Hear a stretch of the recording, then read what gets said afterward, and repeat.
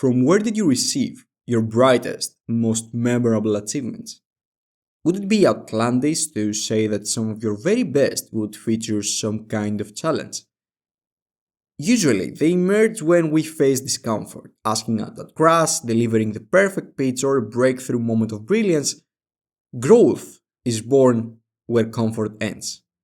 However, it has also been proven that too much discomfort is not beneficial either.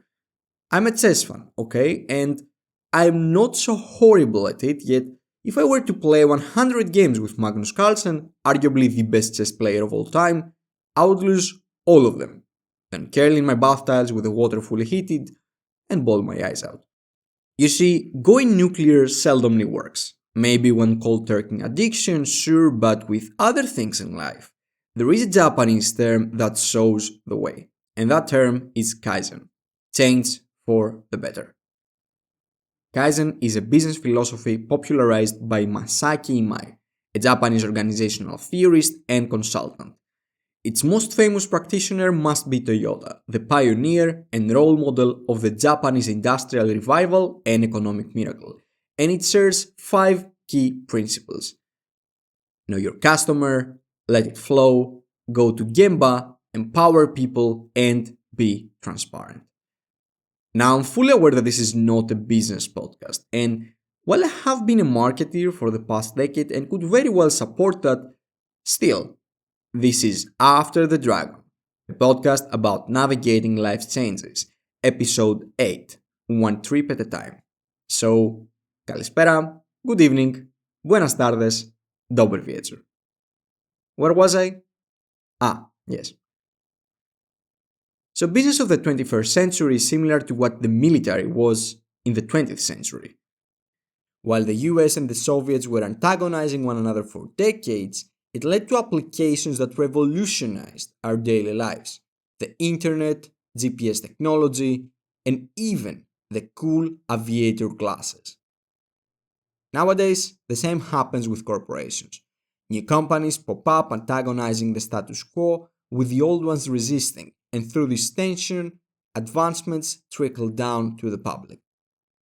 And the same logic should apply to Kaizen. Yes, it has been built for businesses, but it is a simple yet so spot-on philosophy for self-improvement if you rework it slightly.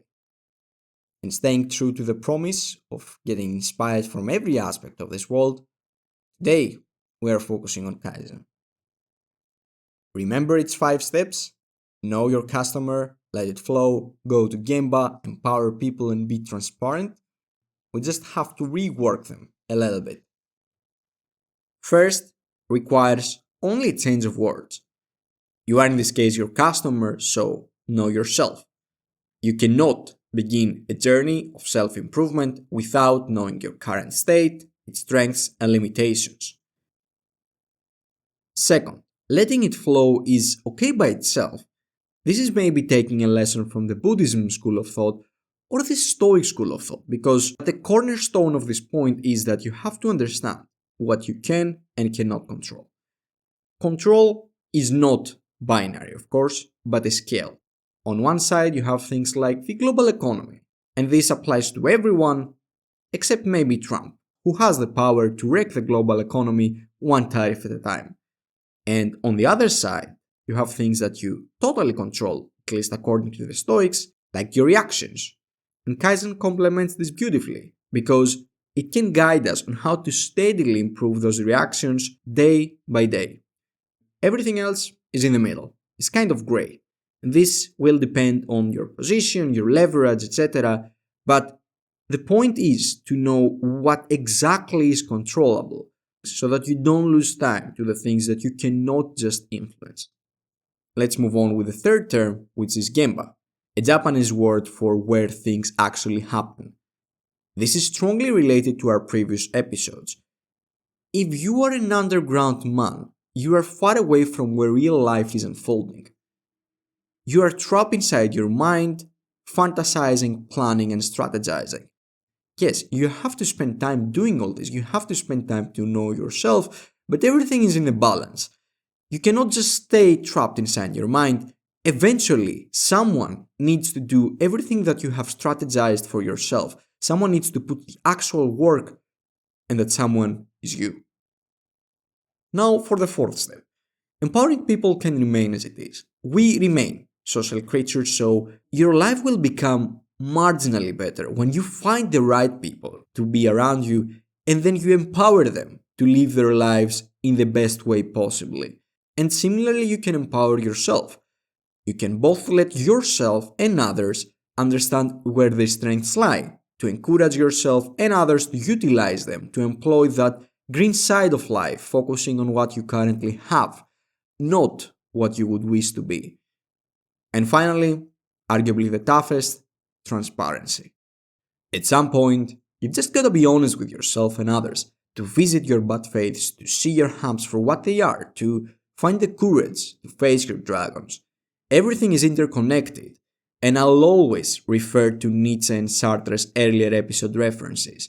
If you've somehow just started this podcast out, you will benefit from starting it from the beginning. So, once you finish this, you can head back and listen to the earlier episodes. To wrap it up, Kaizen is the art of continuous improvement. And continuous means gradual. And gradual means that you cannot address them all at once. Yes, there might be some low-hanging fruits to tackle first, some easy fix solutions for some issues, but real change, specifically behavioral change, takes time. You wouldn't expect to be jacked after one visit to the gym, so how can you expect you can fix years of constant habit and behavior by utilizing one simple life hack a life coach influencer snake oil seller guru mentioned in the TikTok reel some days ago?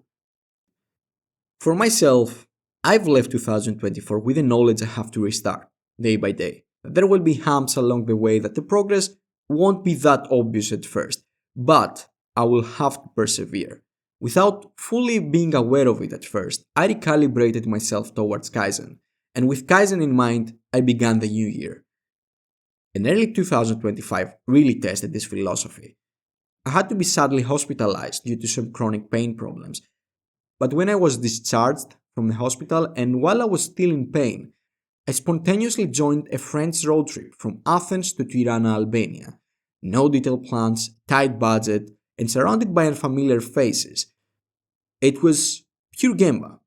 Real life was unfolding outside my comfort zone. Despite a challenging past under Enver Hoxha's oppressive regime, Tirana vibrantly mixed history with modernity, resilience with creativity. Because travel, when viewed as a simulation, powerfully demonstrates Kaizen. It pushes boundaries gradually and thoughtfully, and such a simulation can reinforce the clarity about who you are as it reinforces the clarity about who I am. I can see I'm getting better at recognizing what I can and cannot control.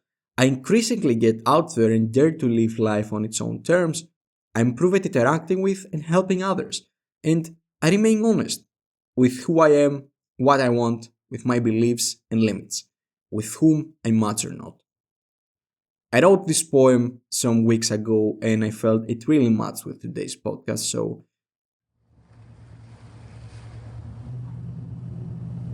may I receive only failures, and so I may fester from them.